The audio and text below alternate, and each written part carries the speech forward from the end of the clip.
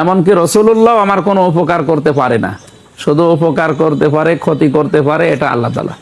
নাউজুবিল্লাহ।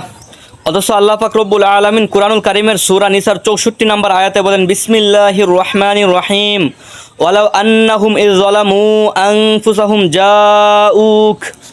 আর তারা তাদের নিজেদের নফসের উপর জুলুম করে যদি আপনার নিকট আগমন করে, ফাস্তাগফারুল্লাহ, অতঃপর আল্লাহর দরবারে ইস্তেগফার করে, ওয়াস্তাগফারা লাহুমুর রাসূল, আর যদি রাসূল সাল্লাল্লাহু আলাইহি ওয়াসাল্লাম তাদের জন্য ক্ষমা চান, লাওয়াজাদুল্লাহ তাওয়াবার রহিমা, আর আল্লাহকে তারা অধিক তাওবা গ্রহণকারী এবং দয়ালু হিসাবে পাবে। সুবহানাল্লাহ।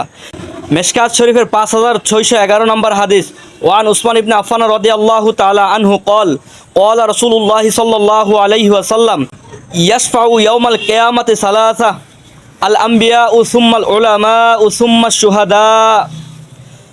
হযরত উসমান ইবনে আফফান রাদিয়াল্লাহু তাআলা আনহু থেকে বর্ণিত, তিনি বলেন, রাসূলুল্লাহ সাল্লাল্লাহু আলাইহি ওয়াসাল্লাম ইরশাদ করেন, কিয়ামতের দিন তিন ধরনের ব্যক্তি সুপারিশ করতে পারবে।